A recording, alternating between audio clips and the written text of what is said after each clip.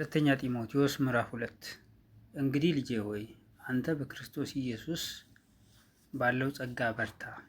ብዙ ሰዎች የመሰከሩለትን ከእኔም የሰማኸውን ሌሎችን ደግሞ ሊያስተምሩ ለሚችሉ ለታመኑ ሰዎች አደራ ስጥ። እንደ ኢየሱስ ክርስቶስ በጎ ወታደር ሆነ አብረኸኝ መከራ ተቀበል። የሚዘምተው ሁሉ ለጦር ያስከተተውን ደስ ያሰኝ ዘንድ ትዳር በሚገኝበት ንግድ ራሱን አያጠላልፍም። ደግሞም በጨዋታ የሚታገል ማንም ቢሆን እንደሚገባ አድርጎ ባይታገል የድሉን አክሊል አያገኝም። የሚደክመው ገበሬ ፍሬውን ከሚበሉት መጀመሪያ እንዲሆን ይገባዋል የምለውን ተመልከት። ጌታም በነገር ሁሉ ማስተዋልን ይስጥ። በወንጌል እንደምሰብከው ከሙታን የተነሳውን ከዳዊት ዘርም የሆነውን ኢየሱስ ክርስቶስን አስብ። ይህንን በመስበክ እንደ ክፉ አድራጊ እስክታሰር ድረስ መከራ እቀበላለሁ። የእግዚአብሔር ቃል ግን አይታሰርም። ስለዚህ እነርሱ ደግሞ በክርስቶስ ኢየሱስ ያለውን መዳን ከዘላለም ክብር ጋር እንዲያገኙ ስለተመረጡት በነገር ሁሉ እጸናለሁ። ቃሉ የታመነ ነው እንዲህ የሚለው ከእርሱ ጋር ከሞትን ከእርሱ ጋር ደግሞ በሕይወት እንኖራለን። ብንጸና ከእርሱ ጋር ደግሞ እንነግሳለን። ብንክደው እርሱ ደግሞ ይክደናል። ባናምነው እርሱ የታመነ ሆኖ ይኖራል፣ ራሱን ሊክድ አይችልምና። ይህን አሳስባቸው። በቃልም እንዳይጣሉ በእግዚአብሔር ፊት ምከራቸው። ይህ ምንም የማይረባ የሚሰሙትንም የሚያፈርስ ነውና።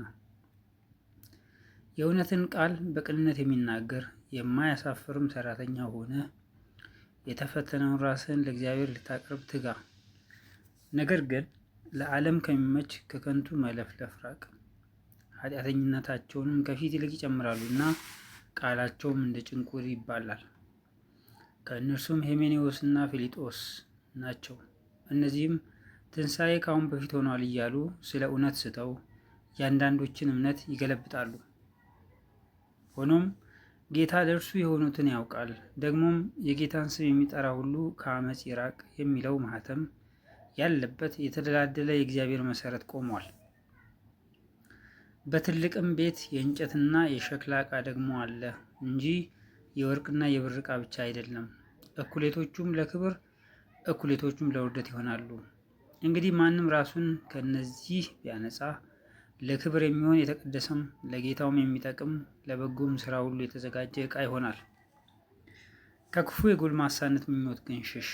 በንጹሕም ልብ ጌታን ከሚጠሩ ጋር ጽድቅን፣ እምነትን፣ ፍቅርን፣ ሰላምን አጥብቀህ ተከተል።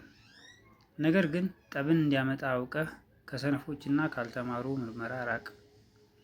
የጌታም ባሪያ ለሰው ሁሉ ገር ለማስተማርም የሚበቃ ለትዕግስትም የሚጸና ሊሆን እንጂ ሊጣላ አይገባውም።